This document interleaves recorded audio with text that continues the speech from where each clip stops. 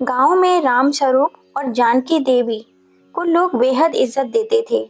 वे दयालु और सरल हृदय के इंसान थे। उनकी पूरी जिंदगी मेहनत करते हुए बीती और जब उनके बेटे अमित की शादी मीना से तय हुई तो उन्होंने सोचा कि अब घर में खुशियां आ जाएंगी। पर यह उनकी सबसे बड़ी भूल थी।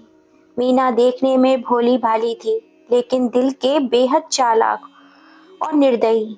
शादी के कुछ महीनों के बाद ही उसने अपना असली रंग दिखाना शुरू कर दिया। अब सुबह का सूरज अपनी किरण फैला रहा था। मीना ने जानकी देवी से कहा, बूढ़े हो गए हो, लेकिन अभी भी घर पर कब्जा जमाए बैठे हो। दिन भर फालतू बैठे रहते हो। कम से कम कुछ काम ही कर लिया करो। अब किचन में खड़ी ही रहोगी या घर के काम में हाथ भी बटाओगी? पूरे दिन बैठी रहती हो, जैसे तुम्हारी उम्र का कोई काम ही ना हो। मीना के ताने हर दिन उनके दिल को छलनी कर देते, लेकिन वे चुप रहते क्योंकि वे अपने बेटी की खुशियों को बर्बाद करना नहीं चाहते थे। धीरे धीरे मीना का अत्याचार बढ़ता गया। उसने जानकी देवी को किचन से निकाल दिया और कहा, तुमसे कोई काम नहीं होता, सिर्फ खटमल की तरह घर में बिन काम के पड़ी रहती हो। अब जानकी देवी को सिर्फ बची कुची रोटियां ही खाने को मिलती और कभी कभी तो बहू वो भी नहीं देती, जो अक्सर इतनी सख्त होती थी कि उसमें जान ही नहीं होती। मीना जानकी देवी को यह भी कहती, तुमसे तो अब ठीक से खाना भी नहीं बनता, बस बैठी बैठी बिस्तर ही तोड़ती रहती हो। तुम्हारा बस अब यही काम बचा है। अगर गलती से कोई चीज गिर जाती तो मीना का गुस्सा बर्दाश्त से बाहर हो जाता। वह झाड़ू से जानकी देवी को इतनी जोर से मारती जैसे वे उसका सारा गुस्सा उन्हीं पे निकाल रही हो। तुमसे कुछ नहीं होता, क्या तुम जानती हो कि मैं तुमसे कितना तंग आ चुकी हूँ? मीना की ये बातें जानकी देवी के दिल और आत्मसम्मान को बुरी तरह कुचल देती थी। तुम लोगों की वजह से मेरा जीना दुश्वार हो गया है। राम स्वरूप को अपने बेटे अमित से बहुत उम्मीदें थी, लेकिन अमित तो जैसे अपनी पत्नी के वश में था। वह रोज खेतों में मेहनत करता और घर जाकर बस मीना की बातें सुनता। अब तो मीना ने सास ससुर को घर के एक कोने में बंद कर दिया था।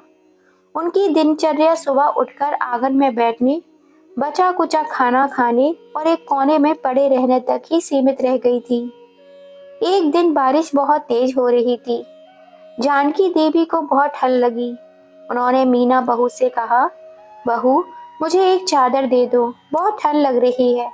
मीना ने तिरस्कार भरी नजरों से हंसते हुए कहा, इतनी ठंड लग रही है तो मर जाओ। वैसे भी इस घर में तुम्हारी कोई जरूरत नहीं, मैंने कोई तुम्हारा ठेका नहीं ले रखा। राम स्वरूप ने यह सुना तो उनकी आंखों में आंसू आ गए। उन्हें समझ में आ गया कि मीना को उनसे कोई लगाव नहीं था, बल्कि वे चाहती थी कि वे जितनी जल्दी हो सके इस दुनिया से चले जाएं। धीरे धीरे उनका खाना पीना भी कम कर दिया गया। अब उन्हें सिर्फ एक बार सूखी रूखी रोटी मिलती थी, कई बार तो उन्हें भूखे ही सोना पड़ता। मीना अब पूरी तरह से अपने सास ससुर से छुटकारा पाना चाहती थी। वह उन्हें सीधे घर से निकाल नहीं सकती थी, क्योंकि गांव में लोग बातें बनाते। इसलिए उसने एक चाल चली। कुछ समय बाद प्रयागराज में महाकुंभ स्नान पड़ा।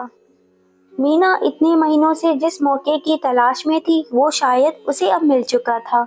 मीना ने अपनी अगली चाल का पहला दांव फेंका। वह अपने सास ससुर के पास आई और बोली, बाबूजी, गंगा स्नान करने से सारे पाप धुल जाते हैं। मैंने सुना है बुजुर्गों के लिए वहाँ बहुत पुण्य होता है, क्यों ना हम सब प्रयागराज चले? राम स्वरूप और जानकी देवी के लिए तो यह किसी सौगात से कम नहीं था। उन्होंने सोचा कि चलो, बहू को हमारी चिंता होने लगी है। वे खुशी खुशी तैयार हो गए। मीना, अमित और राम स्वरूप जानकी देवी प्रयागराज पहुंचे। वहां का मेला और गंगा का नजारा देखकर दोनों वृद्ध बहुत खुश थे। गंगा किनारे पहुंचते ही मीना ने मीठे शब्दों में कहा, अम्मा, बाबूजी, आप दोनों यहाँ बैठो, हम लोग पंडित जी से बात करके आते हैं। राम स्वरूप और जानकी देवी एक पत्थर पर बैठ गए।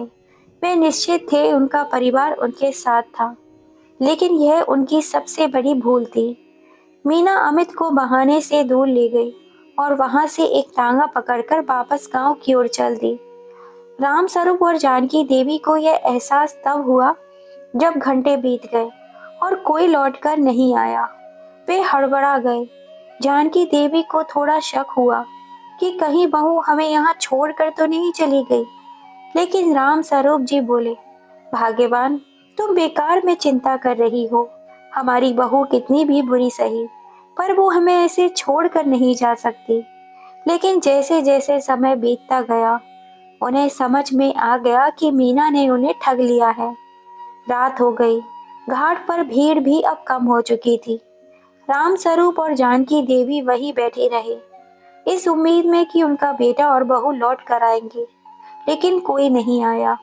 भूख से जानकी देवी की हालत खराब होने लगी और ठंड भी बढ़ती जा रही थी। उन्होंने रोते हुए रामस्वरूप जी से कहा, अब मुझसे और बर्दाश्त नहीं होता। पत्नी की तकलीफ देखकर रामस्वरूप ने उन्हें गले लगाया और खुद भी रो पड़े। आसपास के कुछ लोगों ने जब रात के अंधेरे में उन्हें रोते बिलखते हुए देखा, तो सब मदद के लिए आगे आए। किसी ने उन्हें खाना दिया, किसी ने चादर, लेकिन उन बूढ़े माता पिता की आत्मा अब घुटने लगी थी। उधर गांव में जब अमित घर पहुंचा, तो उसने माँ बाप के बारे में पूछा, मीना, अम्मा बाबूजी कहाँ हैं? क्योंकि मीना ने राजेश को यह कहकर वापस लाई थी कि अम्मा बाबूजी घर चले गए हैं। उनका यहाँ भीड़ भाड़ में दम घुट रहा था, इसलिए राजेश मीना के साथ घर वापस आ गया था। लेकिन जब घर आकर उसने माँ बाबूजी को नहीं देखा, तो मीना से सवाल किया। मीना ने बड़ी ही लापरवाही से जवाब दिया, गंगा किनारे छोड़ आई। मैंने तुमसे झूठ कहा था, वहाँ बहुत लोग रहते हैं। अब वह दोनों बुढ़े बुढ़िया भी रहेंगे। मैं तो तंग आ चुकी थी उन दोनों से। जान बची तो लाख हो पाए। यह सुनकर अमित के पैरों तले जमीन खिसक गई।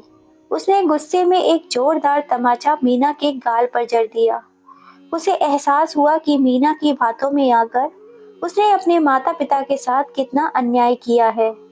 वह तुरंत प्रयागराज भागा। जब वहां गंगा किनारे पहुंचा, तो उसने देखा उसके माता पिता वहीं एक कोने में भूख से तड़प रही थी। तभी उसने आवाज लगाई, बाबूजी, अम्मा, देखो मैं आ गया। रामस्वरूप जी ने आंखें खोली। उनका बेटा उनके सामने था, लेकिन बहुत देर हो चुकी थी।